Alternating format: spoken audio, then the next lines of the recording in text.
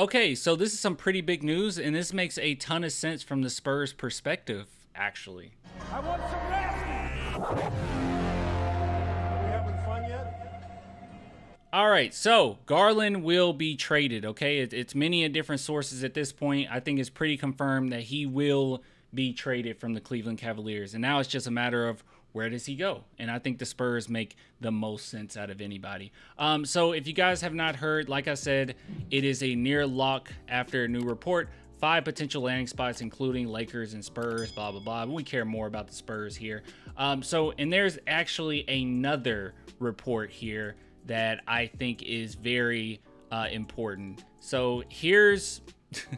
Okay, this is just more so odds. So as far as who has the best odds or some of the best odds to get them, the Spurs are the favorites to land Darius Garland for multitude of reasons. And I'll tell you what I personally would give up for Darius Garland.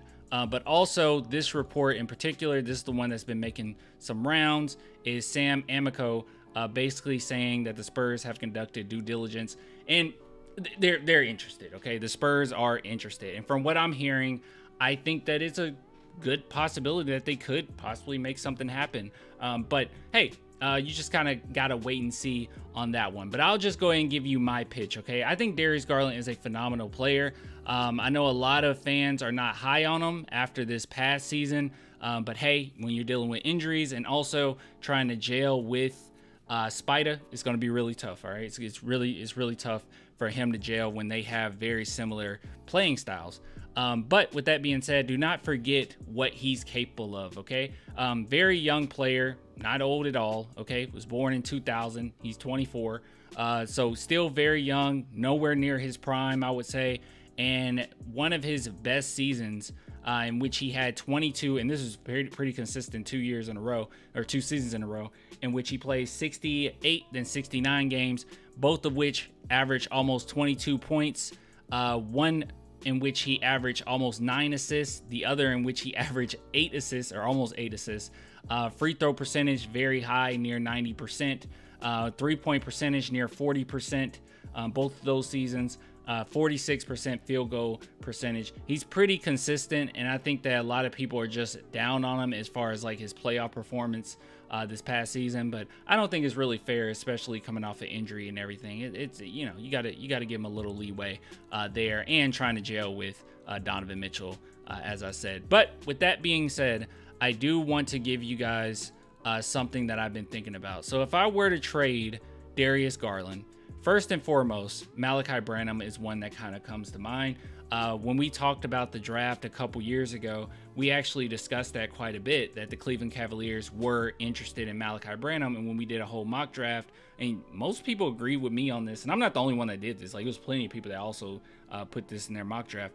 I had Cleveland Cavaliers taking Malachi because we all know, hey, his history with Cleveland. We all know that they were interested, and he had a workout that went very well with them. So I figured, I did not think that he would fall all the way to us later on. I just figured he would go late lottery to the Cleveland Cavaliers that season. But that was not the case. They ended up getting Agbaji, and then they traded him. Okay, so there was a whole process in which they were thinking about on how they were going to go about it. And, you know, the Utah Jazz were the team that was interested in Agbaji. So that's what they did.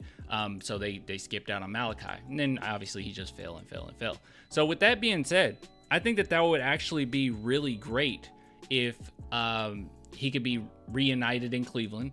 And also, you know, it makes sense from both perspectives, right? I'm not saying that Malachi Branham can't fit with the Spurs in the future or anything, but let's just be honest, okay? In this upcoming season, they're going, it seems like, okay, 2024, they're going to get a point guard. Like, I don't think that they're going to wait. I thought they were going to wait till 2025. I don't think that's the case. They're going to get a point guard, and the more guards that you get on this team, the less I really see, especially ball-dominant guards, the less I see where Malachi Branham comes in. Because while he is a pretty good catch-and-shoot player, he's played pretty fine catch-and-shoot, that is not his forte, right? He's more of a guy that you want to come off the bench and run your unit and run pick and rolls with him. Like, he's that type of player. But with the Spurs right now, I don't necessarily know if he would fit if you go and get another point guard. So Malachi Branham is one in which I would let go. Also, everyone knows Keldon, right? I would let Keldon Johnson go. I was thinking about this entire season. I just don't think he really gels with the Spurs. And from what we're hearing right now, it is a huge possibility that they will make way with him. But obviously, Keldon and Malachi Branham are not enough. So what else would you be willing to give up? Well, me personally, I think the 8th overall pick this season would be one in which I go ahead and let go. I know they're not placing it here, but yeah, we do have that Toronto. So I would give them that Toronto 8th pick. You know, I would keep our 4th, obviously.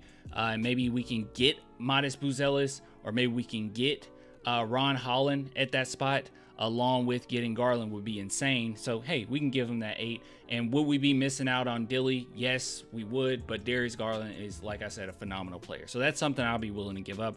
And then next season, so one thing that's huge is not too long ago, we just talked about how the Chicago Bulls, this pick is pretty enticing because it should convey next season. From everything that we're hearing from DeMar DeRozan saying, I really want to come back, and the Chicago Bulls just not wanting to rebuild at all, I would not be shocked or surprised by any means if they end up being a mediocre team and that protected 1 through 10 goes out the window, and you know they end up getting a you know mid-range first round pick. So that's pretty good. You get the 2024 8th overall pick, you get 2025 Chicago's pick, and then on top of it you go ahead and you get Keldon, you know, who's a really good spark plug, and I think he would fit with Cleveland. And then you get a guy that you wanted in the draft 2 years ago anyways, in Malachi Branham. So overall, I think that would be a pretty good trade-off. I think maybe you'll have to trade a couple more players to make the salaries match. I'm not 100% sure there, but I think it's pretty off. That's not enough. But hey, nonetheless, I think that will be great, and I think that will be a really good pickup for the San Antonio Spurs, and likewise with the Cleveland Cavaliers. You know, a lot of times we talk about these trades and what we'd be willing to give up, and as Spurs fans, we'll be like, oh yeah, we'll give up Keldon Johnson, just give us Luka Doncic. It's like, yeah, it's not going to work, right? But I think that this is actually a very fair trade, and they're getting a lot out of it nonetheless. I don't think that there will be much else I would give up other than that. You know, maybe, you know, if they say that they want